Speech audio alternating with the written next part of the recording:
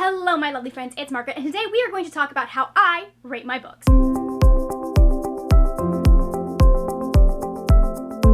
This is the second in a discussion series that I'm doing about why I rate books, how I rate books. In the first video I talked about why I don't personally do negative reviews on my channel. I will have that linked up top. You might hear me talk about books that I rated 1 or 2 stars in my monthly wrap-ups, but I really just don't like dedicating time to books I didn't like. I'd rather talk about the ones that I truly enjoyed. And that is how I rate my books. I rate my books on how much I enjoyed them. Obviously, that is not the only way to rate your books. I know a lot of people like to get a little bit more analytical with it and stuff like that, but I'm going into books for enjoyment. So I sit down and I rate them for enjoyment. And in my opinion, that is just as valid as someone who's sitting there and trying to rate books objectively. I do have a problem with the idea of saying you rate books objectively because I feel like you can't. As with so many things that are artistic, you cannot separate your opinion and your personal tastes from how you view that piece of art, that book, that movie, that show. No one person experiences a book in the same way.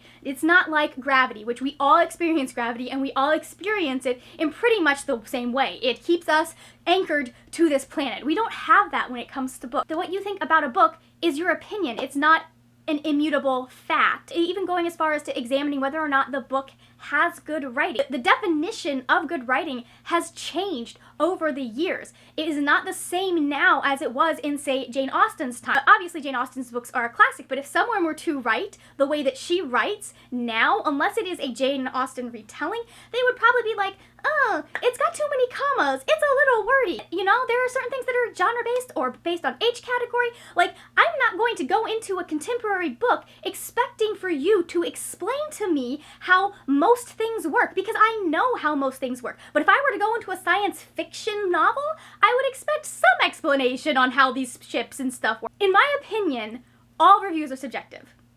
Whether they are based on whether or not someone enjoyed the book, whether they are based on a point system that breaks things down.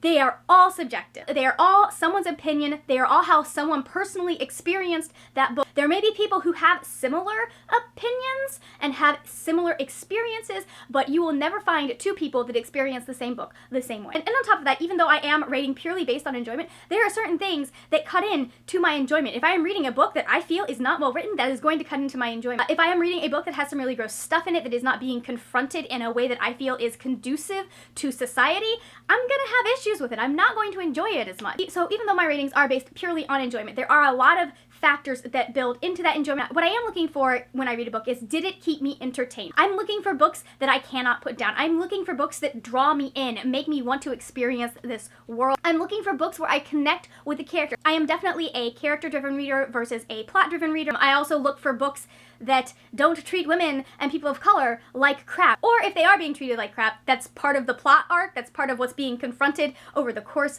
of the story. Like, I enjoy a good book where women confront and overcome misogyny, but if it's just there because misogyny existed, I'm just like, yeah, but does it have to? This is a fantasy. I find it empowering if the women are confronting it and overcoming it, but I don't find it all that much fun if it's just there to be historically accurate. One of the other key things that I look for, which if you have been on my channel for any time at all, you're gonna know what this is, but I look for, is there a romance that I am rooting for? Like, is there a romance I connect with, can live vicariously through? I need there to be romance. I don't need it to be the main focus. In fact, that's part of why I don't always jive as well with just pure romance books. Sometimes I'm just like, yeah, but this is only about the romance. I need a little something more. Like, I like romance as a side plot. I like romance along with another main plot. I need it to be there, but it does not have to be the main focus. I am also looking for well-written books. Like, if the writer's writing is crap, I'm not nah, no thank you. As I read, I try and figure out, what was the author intending the story to be? What were they intending to do with it?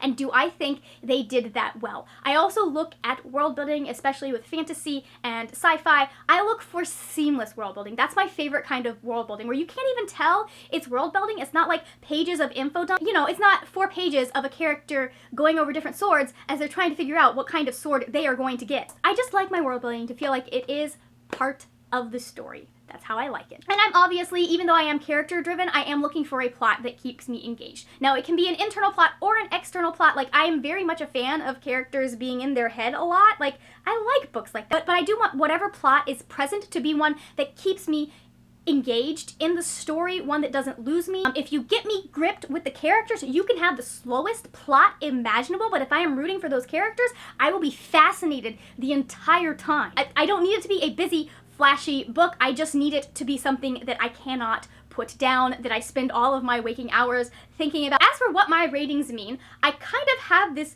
very odd, weird rating system that's partly based on the Goodreads star system and partly based on whether or not I want these books on my shelves. You will see anything that is like 2 or especially 1 stars, I'm like, this needs to be out of my life, goodbye. I never want to see, especially 1 stars, I'm like, I don't ever want to see this again. I don't want to think about it. I don't even want to know this book exists. Like, I try to avoid 1-star books because they will get into it, but like, they don't make me happy. I do not do half stars, number 1, because you can't do half stars on Goodreads, and number 2, I feel like 5 stars really fits how I rate books pretty well. So starting with 5-star books, those are the books that I absolutely adore. Like, I can't really explain the difference between a 5-star and a 4-star book, except that the 5-star books give me something that I call the 5-star fuzzies. There's just a little something extra that puts me above and beyond what I expect in a good book. Like, these books not only thoroughly entertained me, they almost fulfilled a part of my soul, if that makes any sense. They're the books that I consider perfect for me. They may not be a perfect book. There are quite a few of them that, like, they are not perfect books by any means, but they are perfect for me. They're books that I continue to return to, and they are books that I'm like, I need these on my shelves right now. 5-star books are the books that I need them on my shelf. Like, I don't have a choice as to whether or not I buy them. I need them. 4-star books, on the other hand, are books that I want to buy. I would like to buy them at some point. There is a list. They are books that I absolutely love. I don't adore them quite as much as I adore 5-star books. Sometimes it can be a really thin line between a 4-star and a 5-star. It's just a feeling, guys. It's weird, I know. 4-star books are the books that hit all of the main points that I am looking for, but may have fallen flat in just a few areas. Like, there might have been a few small things that bothered me about them, but not enough that I don't absolutely love them. 3-star books are books that I liked. They are books that I enjoyed, but they are not books that I'm like, yeah, I want these on my shelves. I need these on my shelves. Like, if I own it and it's a 3-star book, I'm not gonna get rid of it. I'm gonna keep it on my shelves because I enjoyed it, and it might be something that I revisit eventually, especially if it's part of a series. However, like, it's not something that I'm like, I need to race out to the bookstore and buy. It's not something that I'm putting on a list going, I need to get this book. Like, it's not going on Christmas lists. Do you know what I mean? 3-star books are books that were good, I enjoyed, but they were a little disappointing in certain places. They just didn't hit things the way I would have liked. Now, these can be for, like, really stupid, shallow reasons, like I just didn't connect with the romance. There are things that I will rate 3 stars because I'm like, the romance is alright, but it wasn't really anything special. I can also rate books 3 stars for more serious reasons, because things were brought up in the course of the novel that I was like, I don't feel like that was handled as well as it could have been handled. Now, sometimes that is a plot point. There's a reason that that's being handled the way it's being handled, but a lot of the time I'm just like, you know, we could have handled that better. We could have confronted this issue better. And sometimes it's just that I wasn't as attached to this particular story. It didn't grip me and grab me the way that my favorite books do. It might be a book that I can, like, put down and, like, I enjoy the story while I'm in it, but when I'm not in it, I'm not thinking all that much about it.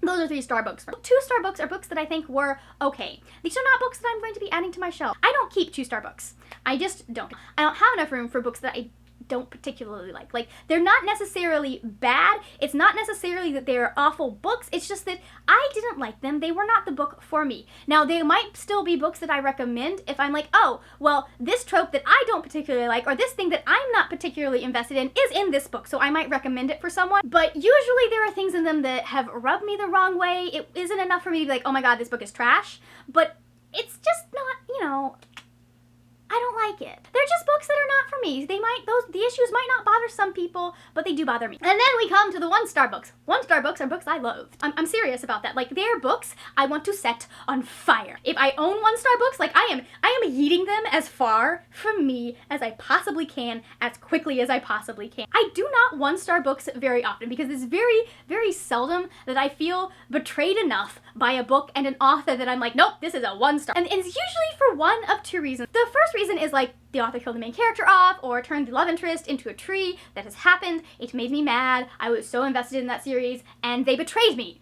It was a betrayal of my trust in that author. It was awful. And then the second reason is that the author is perpetuating something that is just, it's harmful. It's bad. It should not be in that book. And, you know, they just have a bad take on something that denies people their humanity, that kind of thing. Basically, 1-star books are books that I wish did not exist.